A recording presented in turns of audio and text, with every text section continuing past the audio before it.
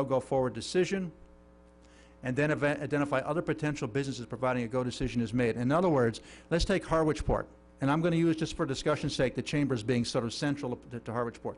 They might get access to Open Cape, and then through a wireless solution sitting on top of that building, then it might enable businesses all throughout Harwich Port to connect to Open Cape at a very cost-effective basis. Interesting idea.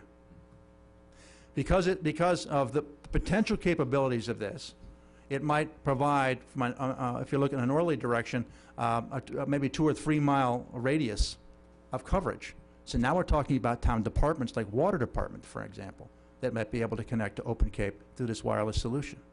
A lot less expensive than trying to bury or hang fiber to the water department. An interesting idea. They want to define the requirements, develop an RFP, solicit proposals, and evaluate alternatives. They want to check references, do site visits, and then basically try it out. See, does it work? They have a whole list, and you'll see it in the back. It's the last, second to last appendix, a list of towns that currently use this and who their vendor is. So they've done a lot of homework and are ready to begin and kick off that research. And other departments within the town are looking at what comes out of that analysis to see, is this something that might help me to get faster throughput on a much more cost-effective basis? Again, the private sector. Next steps. We're 1 day ahead of schedule. You have the plan in your hand, okay? The action plans, what they've just laid out for you in the last four slides, we need to execute them. Again, this is all nice stuff. Okay, now the hard stuff starts. We've got to execute those plans.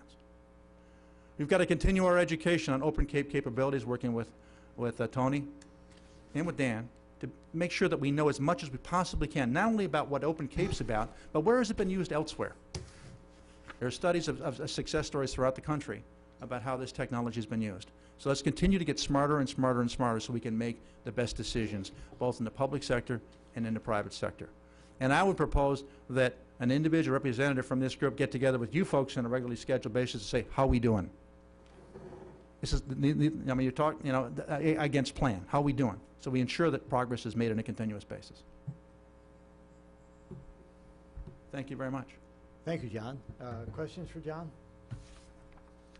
You know, the committee did a terrific job. Now, just a couple comments. One is I know Jeremy and Dave, Jeremy Gringas and Dave Condon has been very active in the past in the Chamber Economic Development Team, and Jeremy, of course, is chair of now the Chamber. But I see this as a very successful model of private-public partnership, working together on getting ideas, sharing resources, and actions on moving ahead. And I think we can move forward as a model, using this as a model maybe for specific other items we want to address, and as a way to move our economic development discussion.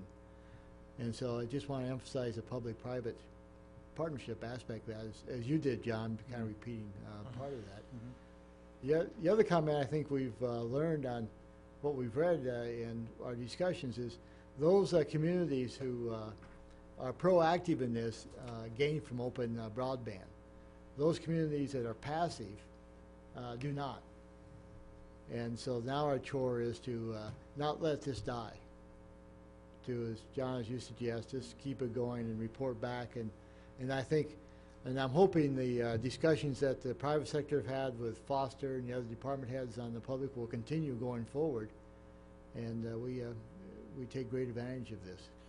I'm going to build on that point if I could, Larry, and that is to say that early on, it was suggested, Dan suggested that I sit down with Ed Santio, for example, from Yarmouth, and also with a representative from South Sandwich.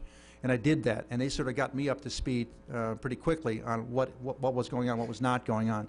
And as much as we are sharing within the town itself, we want to be good neighbors and share back with them. So the plan we've got, we want to be able to share back with them and also continue to have this bi-directional exchange of information, because we'll all be better off for it. Yeah. Thank you, John. Welcome. Dan, you want to continue this in a brief discussion on Open Cape? Here, I guess, yeah. Yeah, please. So if you don't use the microphone, as you know from it messes us up. It's never recorded. So I'm not going to take a lot of your time, but let me first say, wow. to see your community as engaged as they are in analyzing this process, in determining what is the potential of this, because it is all about potential now, and all the answers are not yet here in terms of what can we use it for to our best advantage. But the fact that your community has taken the time to go through this with this group and John's leadership is tremendous. So I really applaud you on that. I think it'll have great impact for you in the future. So I wanted to just give you a quick update on where the project is. We have started building the fiber optic network. We started in Brockton and Providence 2 weeks ago. We've already built 16 miles. 2 crews, each crew can build about 4 miles a day. They're ramping up to 4 crews. They'll start on the Cape next week. And you won't see them kind of on a continuous path. Wherever the poles become available, certain preparations have to go on the poles. And when that's done, then we build 4-mile segments, basically. So the construction has begun.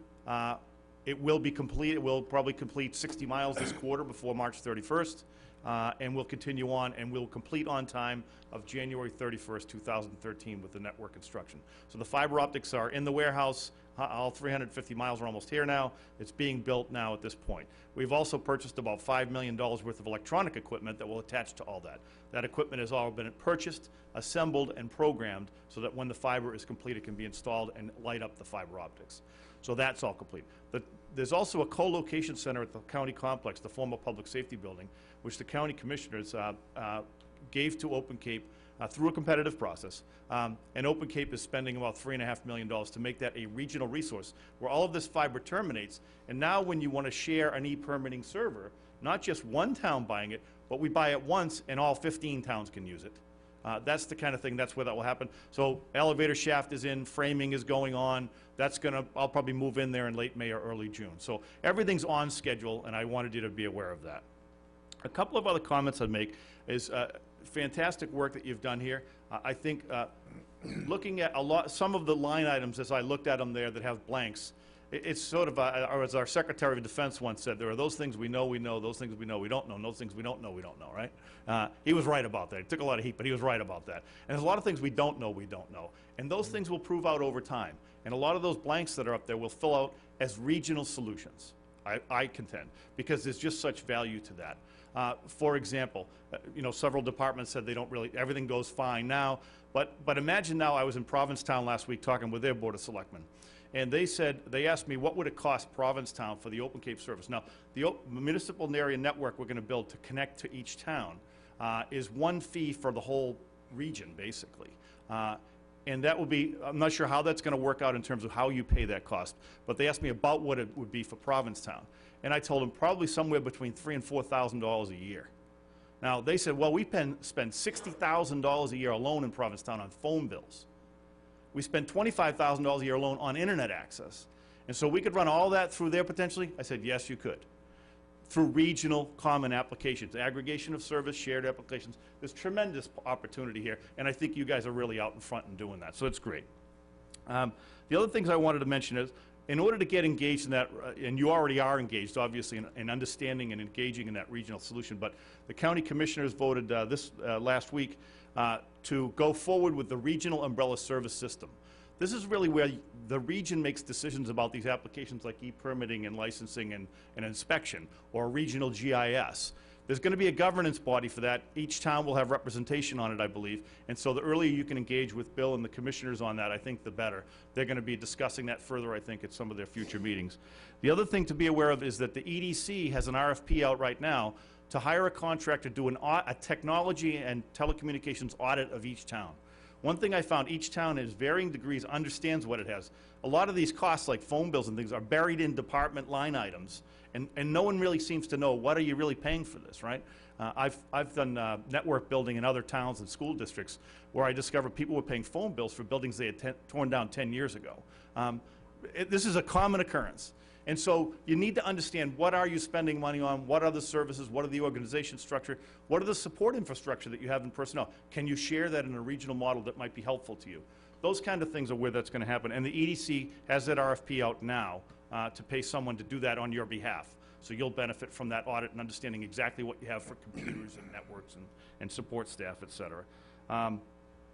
So the other one on transportation as well, the county is also applying for a Tiger II grant with the Department of Transportation, which is for intelligent transportation systems. And these kinds of grants we have a real shot at getting this, I think, within the county. But it can be everything from sensors in roads to understand if there's melting ice there or not, or to going to the parking lots on the National Seashore and using your smart Charlie card from the MBTA or your credit card to go in and get parking spaces, knowing in advance. There's all sorts of technology developing in intelligent transportation, and the county is also applying for that. So I think there's real opportunity here. I think you all are on top of that in terms of understanding what's going on and what the potential is for your town, and I encourage you to continue to do that. One other thing is try to think of this as the building blocks of future things. Another example is today we had an event, and Congressman Keating was there. Last week, the House, the House and the Senate, the President signed the bill for the payroll tax suspension to continue. An amendment was on that for the 700 megahertz system to be nationally implemented, and there's $7 billion for that. We are on top of that. We are going to have the infrastructure can actually make that sort of thing work. We'll probably be one of the fortunate folks in the next year or two to get big grant money to do that sort of thing. So think of it as a building block for that use. So I don't want to take a lot of your time. I want to just applaud you for what you've done, encourage you to continue and engage, understanding what the potential is through the regional applications and how your town can play a role in it and stay engaged in it. And I'll take any questions you might have. Thank you. Questions for Dan? I think the key word is efficiency, huh? Ed, you had a question? No, it's... Just one, John, I believe we have your material we can put on our website, the town website. Yes. And Dan, your website is open. You have a website. What is? Opencape.com. Okay. And our contractor, just in case, so everybody knows, when John was mentioning CapeNet and OpenCape, sometimes get confused. OpenCape represents the community, owns the infrastructure, and hired the contractor CapeNet to build it and operate it. That's the difference there. Their website, this week, they'll have a new website up. They'll actually have maps and show where we are building so that you can see lines of when they're going to begin construction in your town, when they've completed, when they've lighted it up, that sort of thing. And questions we have regarding expenses going forward and all that will be worked out as we get more details under. And it's through the county, the regional umbrella services system, that those costs, I think, will be identified. And how it's going to be paid, is it a shared model that is used now? Is it some other model? That has to be decided through that regional umbrella services governance body. OpenCape won't decide that, so. Okay. I'm just a little confused. Excuse me. I also have a cough. When you were presenting in Wellfleet, you basically classified your company as delivering a pipe.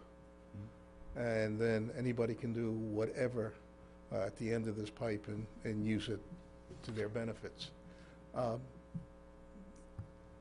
All of a sudden, I've just listened to you for 10 minutes talk about all the activities that you've engaged with the county. And this is kind of news to us.